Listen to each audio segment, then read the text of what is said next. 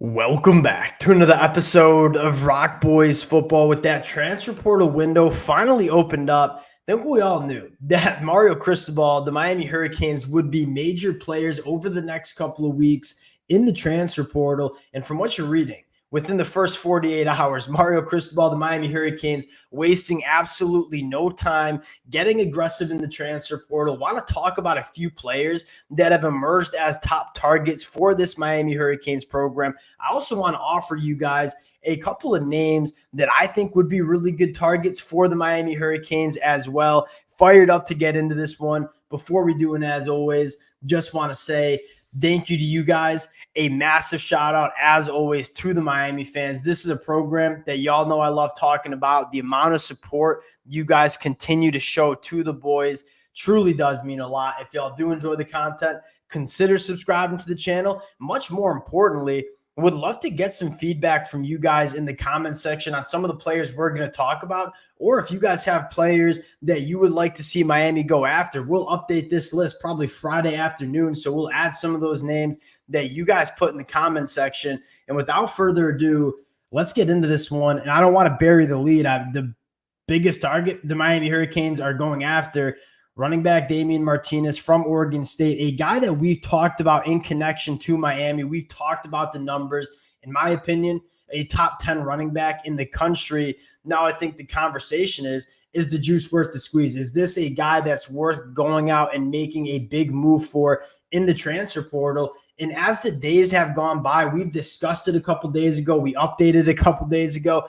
I've kind of come to my conclusion, and that is, go get him if you're the Miami Hurricanes. I look at this season in 2024, you get Cam Ward, you have one of the best rosters in college football. The running back position has become a little bit of a question, right? Trevante Citizen transfers out. Henry Paris transfers out. You look at the running back room as it sits right now, there's not a ton of experience. There's some injury questions. How do all those questions go away if you go out and get Damien Martinez, who, even if a guy like Mark Fletcher was fully healthy and we didn't have many questions about him, this is not a shot at Mark Fletcher.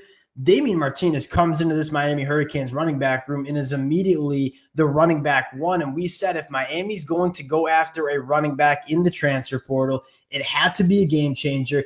And you make no mistake about it, Damien Martinez is a game changer. And if you can get a game changer at the running back spot with the passing attack we just saw Miami have during that spring game, in my mind, you are looking at an offense that is going to be extremely hard to deal with when, if you want to load the box, Cam Ward's going to push the ball down the field. If you want to play your safeties high, Damien Martinez behind this elite run game is going to eat you up on the ground.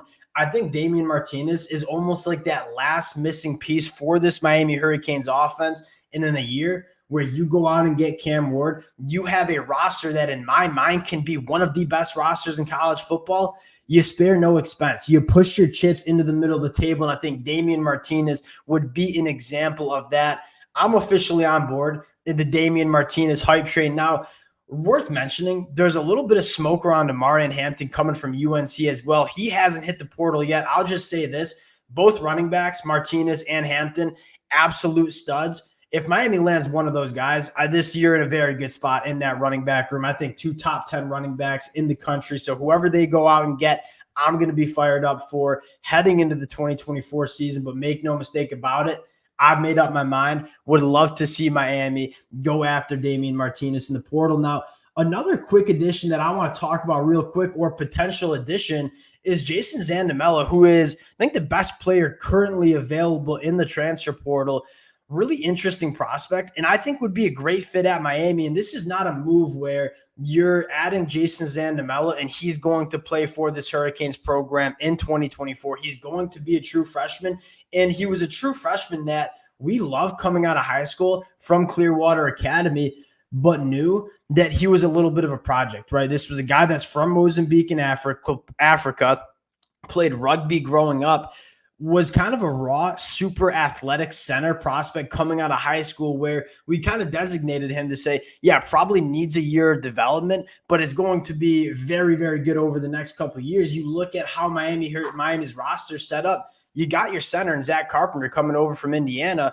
what better way than Jason Zandel comes into this Miami Hurricanes program, redshirts a year, gets developed. You probably have your starting center in 2025 if you go out and get Jason Zandel, and not only a starting center, a center that I think has tremendous upside over the next couple of years. From a pure fit standpoint, this one would make a lot of sense. I think it's a matter of if Miami wants to pull the trigger on this one and kind of go all in for a player that is going to be very coveted in the portal. It sounds like Florida, Florida State, Miami. That's going to be the race for Jason Zandel, a kid that I loved coming out of high school, would be fired up if the Miami Hurricanes were able to get that one done. Now, I want to move to probably the biggest position of concern for this Miami Hurricanes program, and that is in the secondary. The first player I want to talk about is a Florida State kid in Greedy Vance Jr., who there's a lot of reasons to like Greedy Vance. And we had this discussion actually yesterday and a couple days ago in terms of Miami wants to make moves in the secondary. What kind of moves should they be making? I should say, what kind of players should they be going after? Obviously, Cormani McClain got a lot of headlines last night for hitting the transfer portal. We hopped on and had that discussion, and I mean, Cormani McClain is kind of the opposite of what I think Miami should be doing in the transfer portal, addressing that secondary. Cormani McClain's got all the talent in the world, a ton of question marks. What was the player that we wanted to see Miami bring in, a cornerback or just a guy in the defensive back room that has a ton of experience and you don't have many question marks about? And yeah, maybe the upside isn't as high as Cormani McClain, who has a very high upside, but a guy that's going to come in and give you really good reps, kind of like the Michelle Powell from Washington move. And a guy like Greedy Vance Jr. has played very good football at Florida State, kind of got squeezed out of the rotation, but you take a look at the numbers from Greedy Vance last year, faced 29 targets, only gave up 13 completions, a 44% completion rate when targeted. This is a guy that can play the nickel, can play the boundary cornerback spot. He gives you experience, having played over 1,300 snaps. He gives you very solid play at the Power 5 level, whether it was at Louisville or Florida State, and he gives you versatility. I think that is checking every single box that we wanted to see Miami check in terms of going out and adding some defensive backs in the transfer portal. This one to me would make a lot of sense. I don't know if Miami's going to be in. I would think LSU's probably going to be in it for a guy from Louisiana, and they have problems in their secondary as well. I think Greedy Vance makes a ton of sense. The next guy I want to talk about really quick, and I haven't seen much connection, but this one would make a lot of sense, and that is Dion Hill coming from Marshall. As a Michigan fan, Michigan did something very similar last year where we went through spring practice, kind of said, hey, we need a cornerback too. We went out and got Josh Wallace from UMass, came in, played some really good football. Dion Hill is kind of a similar kind of prospect where played really good for Marshall in 2023. Obviously, you have the Chevis Jackson connection where Coach Jackson knows, is Hill ready to play at the Power 5 level?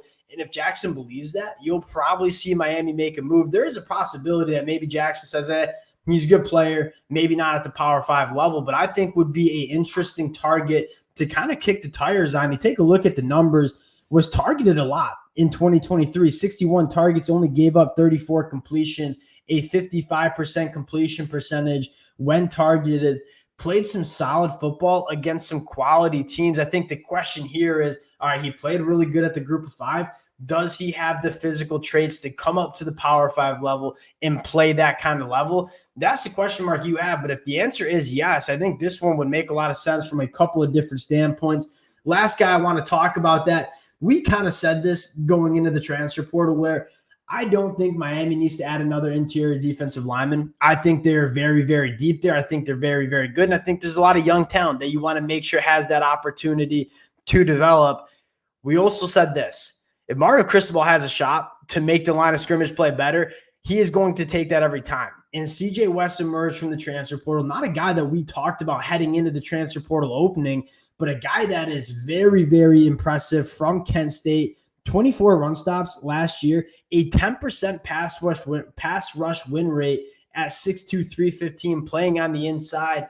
You talk about some of those bodies that we were talking about Miami potentially adding, the fire hydrant bodies, right? The big bodies that play with low pads, that eat up double teams, that allow the linebackers to play clean.